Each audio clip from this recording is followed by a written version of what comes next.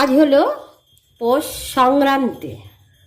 আজ পৌষ মাস শেষ, তো আজ থেকে শুরু হয় পিঠে পায়েস খাওয়ার দিন। তো আজ মায়ের কথা খুব মনে পড়ছে। মা প্রতিদিন সকালবেলা পৌষ সংক্রান্তির দিন প্রতি বছর সংক্রান্তির দিন ভোর 4টের সময় উঠে মা স্নান সারত, চান টান করে পয় পরিষ্কার হয়ে তারপরে তুলসী তলায় সূর্য দেবকে আঁকতেন, তার মধ্যে পিঠে আঁকতেন, তারপরে উলু দিতেন, শঙ্খ পু দিতেন। মানে মায়ের কথা খুব মনে পড়তো। আর আগের দিন ভালোভাবে গোবর মাটি দিয়ে সারা উঠোন লেপত, মানে মনে হয় যেন বাড়িতে লক্ষ্মী ঘুরে বেড়াচ্ছে, হেঁটে চলে বেড়াচ্ছে। আমার মা সব নিয়ম কানুন করতেন। পয় পরিষ্কার হয়ে স্নান আর উঠতো ভোর 4টের সময় উঠতো। মানে খুব মনে পড়ে মায়ের কথা। আমার মা সত্যি কি লক্ষ্মীশ্রী মা ছিলেন।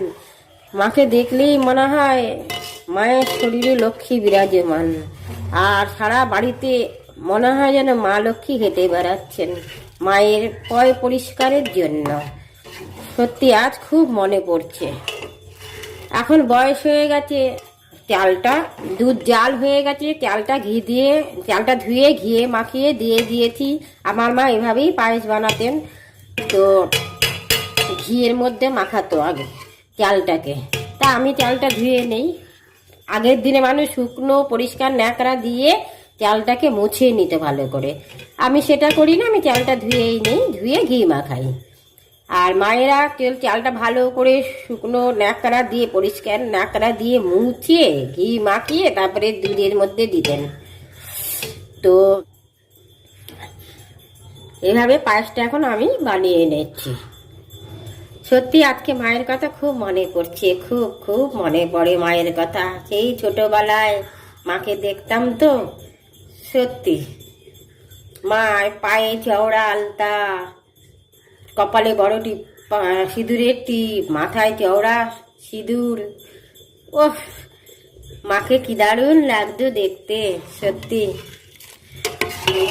তার বড় মানে বাবা চলে যাওয়ার গত হওয়ার পরেও মা দিয়ে এসছেন এরকম ভোর 4টে উঠে সংক্রান্তির দিন তুলসীতলা সূর্যদেব আঁকতেন, আর গোল গোল করে